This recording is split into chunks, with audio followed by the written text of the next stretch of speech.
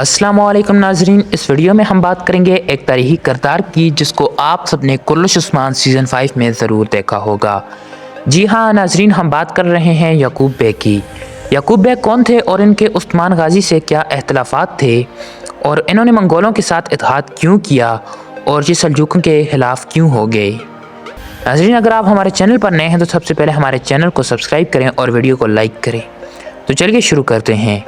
नाजरीन, 13वीं सदी ईस्वी में जब मंगोलों ने हर तरफ तबाही मचा रखी थी तो तब इनका सामना जलालुद्दीन ख्वारिज़्म ने किया। इसके अलावा कोई भी मंगोलों का मुकाबला नहीं कर सकता था। तो उस वक्त मंगोलों के सामने जलालुद्दीन ख्वारिज़्म डट खड़े हुए और कुछ गद्दारों की वजह से उन्होंने मंगोलों से शिकस्त खाई। और जब जलालुद्दीन ख्वारिज़्म की मौत हुई तो उस वक्त मंगोल ताकतवर और जालिम होते गए। तो उनमें से एक कबीला जिसे जरमियान या गरमियान के नाम से जाना जाता था, इनके सरदार आलीशार बे थे जो मंगोलों से जान बचाकर करामान से फारस भाग गए और फिर ये अपने रहने के लिए जगह ढूंढते रहे। ये वो सल्जूक ही थे जिन्होंने इनको पनाह दी। आलीशार बे को सल्जूकों ने कोनिया में जब जगह दी तो ये कबीला बहुत तेज़ी से तरक्की करने लगा। जहाँ तक बात की जाए याकूब बे की तो वो आलीशार बे के बेटे थे और इन्होंने अपनी पूरी जवानी मंगोलों के साथ जंगों में गुजारी। 1283 से लेकर 1299 तक ये कबीला सल्जूकों का बागी निकला और 1299 में जर्मियानियों ने एल्हानियों से भी इत्तेहाद कर लिया। नाजरीन, दरअसल एल्हानी मंगोलों को ही बोला जाता है जिन्होंने सल्जूक रियासत को पूरी तरह अपने कब्जे में ले रखा था। अपने वालिद की वफ़ात के बाद इनके बेटे याकूब बे जर्मियानियों के नए सरदार बने और इस वक्त सल्जूक सल्तनत पूरी तरह कमज़ोर होकर टूट रही थी। तारीख में लिखा गया है कि याकूब बे ने एल्हानियों के साथ अपने मकसद के लिए इत्तेहाद भी किया और दुश्मनी भी की। सल्जूक रियासत के टूटने के बाद हर कबीले ने अपने इलाकों पर हुकूमत कायम करना चाहिए, लेकिन याकूब बे ने यह ना होने दिया और याकूब बे की ये कोशिश थी कि वो हर सरदारान से बैत लें।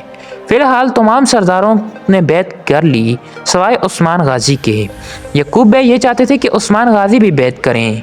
इस बैत के पीछे वजह यह थी कि वह पूरे कोनिया पर हुकूमत करना चाहते थे। उस्मान गाजी और इनके दरमियान सिर्फ एक सरहद का मसला था। जब भी याकूब बे किसी मुहिम पर होते तो उस्मान गाजी इनके रास्ते में आ जाते। उस्मान गाजी की हुकूमत सऊद से यानी शहर तक थी और इस वजह से उस्मान गाजी अकेले काफरों का मुकाबला भी नहीं कर सकते थे और याकूब बे के मुकाबले में भी वो बहुत कमज़ोर थे।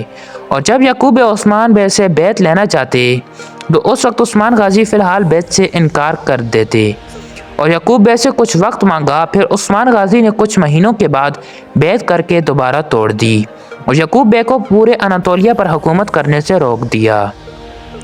याकूब बे 1302 से लेकर 1327 तक जर्मानियों के नए सरदार रहे और उस्मानियों और जर्मानियों की दुश्मनी पूरे 100 साल तक रही। याकूब बे पूरे 25 साल तक सुल्तान रहे और इस दौरान वो उस्मान बे से उनकी बैत नहीं ले पाए। याकूब बे के बाद उनका बेटा महमद जो सुल्तान बना और इसके बाद उसका बेटा याकूब दोम जो जर्मानियों का सरदार बना और उसके बाद आखिरकार 1429 में जर्मियानी रियासत भी उस्मानी रियासत में तब्दील हो चुकी थी और ये दुश्मनी पूरे 129 साल तक चलती रही। नाज़रीन, अगर वीडियो आपको पसंद आई हो तो वीडियो को लाइक करें और चैनल को सब्सक्राइब करें। शुक्रिया।